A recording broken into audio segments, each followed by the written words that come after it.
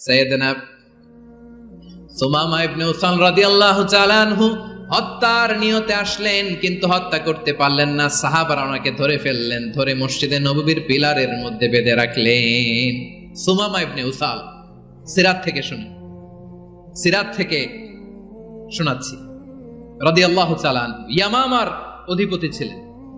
ইয়ামামা বিশ্বনবীকে হত্যার জন্য আসছেন, ধরা পড়ে গেছেন, এখন মসজিদে নববীতে বেঁধে রাখছে, তার মানে বন্দী। এখন স্ট্যাটাস কি? বন্দী, ক্যাপটিভ। বিশ্বনবী সাল্লাল্লাহু আলাইহি ওয়াসাল্লাম সাহাবাদেরকে বললেন, তার খোঁজ খবর নিও, সুমামা ইবনে উসালের খোঁজ খবর নিও। সাহাবারা বলেন, ইয়া রাসূলুল্লাহ, আপনাকে হত্যা করতে এসেছে, তার তো কঠিন ক্যাপিটাল পানিশমেন্ট হওয়া দরকার, কঠিন শাস্তি হওয়া দরকার। বিশ্বনবী বললেন, না, আমি যেটা জানি তোমরা সেটা জানো না, তোমরা সুমামার সাথে ভালো আচরণ করো। বিশ্বনবী সুমামার কাছে গেলেন। প্রথম দিন যে তিনি কালেমার দাওয়াত দিলেন, ইমানের দাওয়াত দিলেন, ইসলামের দাওয়াত দিলেন, রিসালাতের দাওয়াত দিলেন, আখিরাতের দাওয়াত দিলেন। পরের দিন যে বিশ্বনবী সালাতের দাওয়াত দিলেন, যাকাতের দাওয়াত দিলেন, ইসলাম কি, কিভাবে, কেমন করে পালন করতে হয় চমৎকার আর্টিকুলেট করতে শুরু করলেন। তন্ময় হয়ে সুমামা ইবনে উসাল রাদিয়াল্লাহু তাআলা আনহু বিশ্বনবীর কথাগুলো শুনতে আরম্ভ করলো। একদিন নয়, 2 দিন নয়, টানা 3 দিন বিশ্বনবী সুমামার কাছে ইসলামকে প্রেজেন্ট করেছেন, উপস্থাপন করেছেন। আওয়াজ করে বলেন, কয় দিন? 3 দিন। 3 দিন মসজিদে নববীতে বাঁধা। আর সাহাবীদেরকে বললেন, তার খোঁজ খবর নিও, তোমরা যে রুটি বানাও এর মধ্যে সবচেয়ে ভালো আটার রুটিটা তারে দিও, সবচেয়ে রিফাইন্ড খেজুর, যেটা পিওর খেজুর, এটা তারে দিও। আর বিশ্বনবী নিজের উট থেকে দুধ দহন করে ওনার বাড়ির এক কর্মচারীকে বলেছেন, দুধ দহন করে সুমামার জন্য নিয়ে যেও। সুবহানাল্লাহ পড়বেন না? সবাই তো অবাক, ইয়ামামা থেকে আসছে নবীকে হত্যা করতে, বিশ্বনবী দেখে তারে জামাই আদর করে, তাকে মজার মজার খাবার দিও, দুধ দিও, আদর আপ্যায়ন করো। 1 দিন নয়, 2 দিন নয়, টানা 3 দিন বিশ্বনবী এভাবে সুমামার কাছে যেয়ে ইসলামকে প্রেজেন্ট করতে আরম্ভ করলেন, ইসলামকে উপস্থাপন করতে শুরু করলেন। আর তাকে চমৎকার এন্টারটেইনমেন্ট, আপ্যায়ন দিতে আরম্ভ করলেন। টানা 3 দিন যখন ইসলামের দ্য বিউটিজ অফ ইসলাম, ইসলামের সুমহান বাণী, সৌন্দর্য তার কাছে উপস্থাপন শেষ, বিশ্বনবী বললেন সাহাবাদেরকে, যাও এবার সুমামার হাতের পায়ের রশি দুটো খুলে দাও। সাহাবারা বললেন, ইয়া রাসূলুল্লাহ, কি বলেন আপনি? ও তো হত্যাকারী, সুযোগ পায় নাই, আপনারে মারতে পারে নাই, ছেড়ে দিলে আবার ও আপনার উপর তলোয়ার নিয়ে ঝাঁপিয়ে পড়বে। নবী, এই সিদ্ধান্ত আপনি নিতে যাবেন না। বিশ্বনবী বললেন, যেটা বলেছি সেটা করো, সুমামার রশিগুলো ছেড়ে দাও, সুমামার হাতে পায়ের রশিগুলো যে তোমরা খুলে দাও। সাহাবারা তর্ক জুড়ে দিলেন, লা ইয়া রাসূলুল্লাহ, এমনটা করবেন না, তো ভয়ঙ্কর, ভয়ঙ্কর খুনি, কি জানি কি হয়ে যায়। বিশ্বনবী বললেন, না, তার হাতে পায়ের রশিগুলো খুলে দাও। সাহাবারা বিশ্বনবীর কথা মতো তার হাতে পায়ের রশিগুলো খুলে দিল। সুমামা মুহূর্তের মধ্যে মসজিদে নববী থেকে বের হয়ে ইয়ামামায় ফিরে না যে মসজিদে নববীর পাশে একটা খেজুর বাগান ছিল, সেখানে চলে গেলেন। সেখানে একটা ছোট্ট কুয়া ছিল, কুয়ার পানি দিয়ে তিনি গোসল করলেন। সুবহানাল্লাহ পড়েন।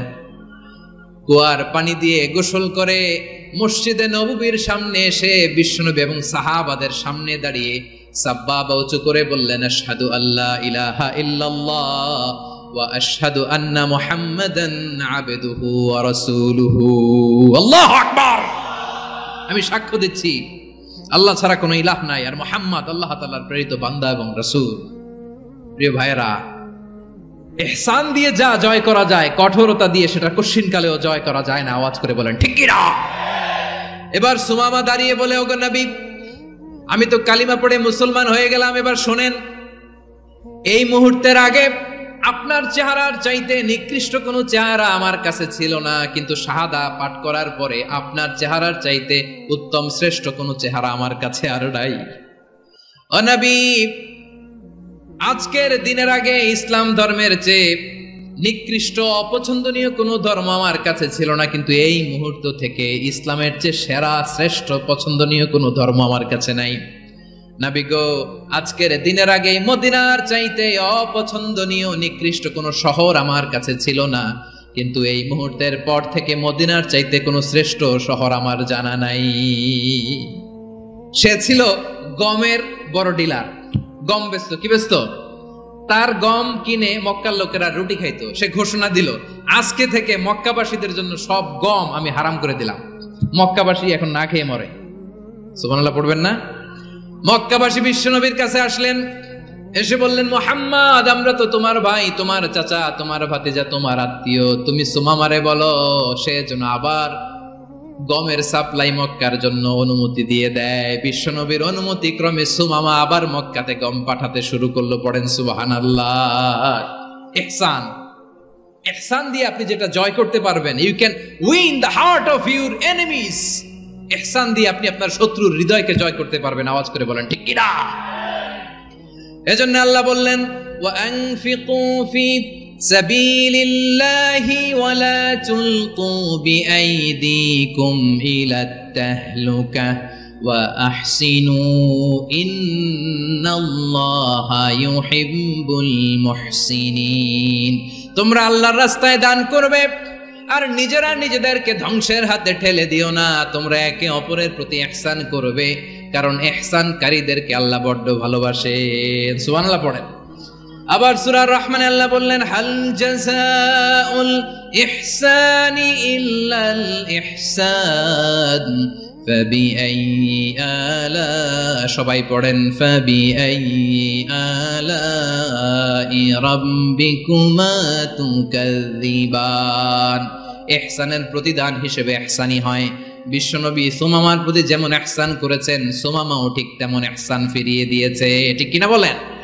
তাহলে এক নম্বরে হচ্ছে আদ, ন্যায় বিচার। দুই নম্বরে সবাই বলেন ইহসান, সদাচরণ। ইহসান দুই ধরনের প্রিয় ভাইরা, ইহসান ফিল ইবাদা, ইহসান ফিল মুআমালা। ইহসান ফিল ইবাদা হচ্ছে একাগ্র অনুভবে ইবাদতে ডুব দেওয়া, এর নাম ইবাদতের ইহসান। সুবহানাল্লাহ পড়ুন। বিশ্বনবী বলেন ইহসান মানে কি জানো নাকি? হাদিসে জিবরিলে সাইয়েদনা জিবরিল আলাইহিস সালাম বিশ্বনবীকে বললেন, আখবিরনি আনিল ইহসান। নবী আমাদেরকে বলেন ইহসান মানে কি? বিশ্বনবী বললেন, আনতা আবুদাল্লাহা কাআন্নাকা তারাহু ফাইন লাম তাকুন তারাহু ফাইন্নাহু ইয়ারাক। ইহসান মানে হলো এমন ভাবে তুমি আল্লাহর সামনে নিজেকে উজাড় করে ইবাদত করবে, তুমি ভাববে তুমি আল্লাহকে দেখতে পাচ্ছ।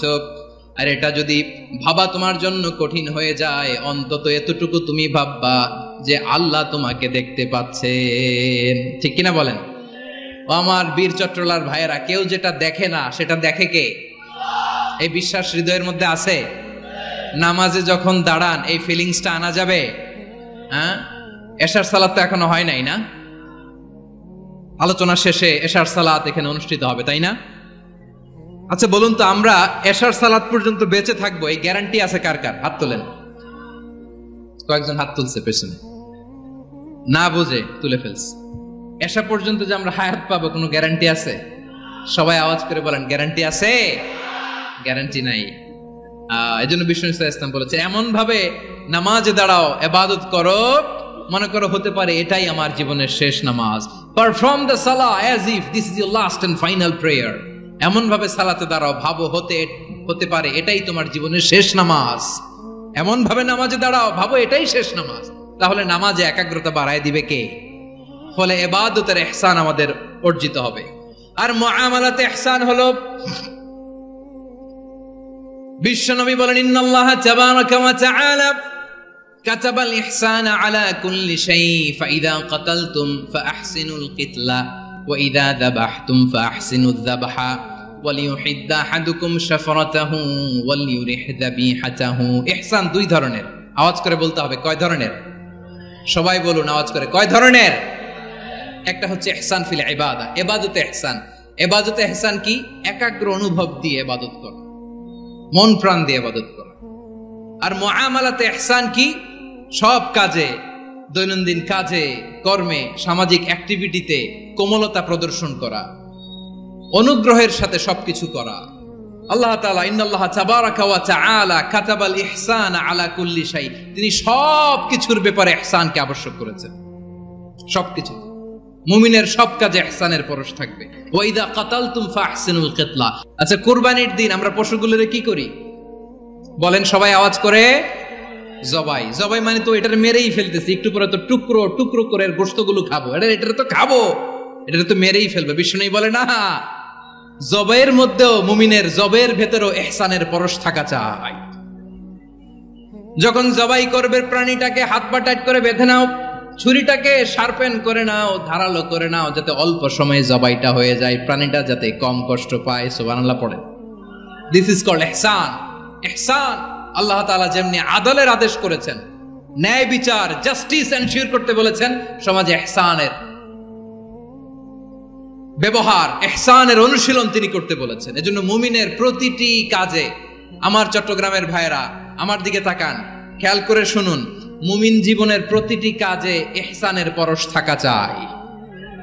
আমরা যেন আমাদের পরিবারের প্রতি ইহসান করি, আমরা যেন আমাদের কর্মচারীদের প্রতি ইহসান করি, আমরা যেন আমাদের কলিগদের প্রতি ইহসান করি, আমরা যেন আমাদের ভাইদের প্রতি ইহসান করি। মুমিন জীবনের প্রতি কাজে ইহসানের পরশ থাকার দরকার আছে না নাই? কথা বুঝতে পেরেছেন? তাহলে আল্লাহ তাআলার তিনটা আদেশ ছিল, কয়টা গেল? ভুলে গেছে চট্টগ্রাম। তিনটা আদেশের মধ্যে কয়টা বললাম? প্রথমে কি ছিল? আদল। 2 নম্বরে, 3 নম্বরে রব্বুল আলামিন বললেন ওয়া ইতাইদিল কুরবা, নিকটাত্মীয়দেরকে দান করো। নিকট আত্মীয়দেরকে দাও, যারা তোমাদের ব্লাড কানেকশনের আত্মীয় তাদেরকে তোমরা দাও।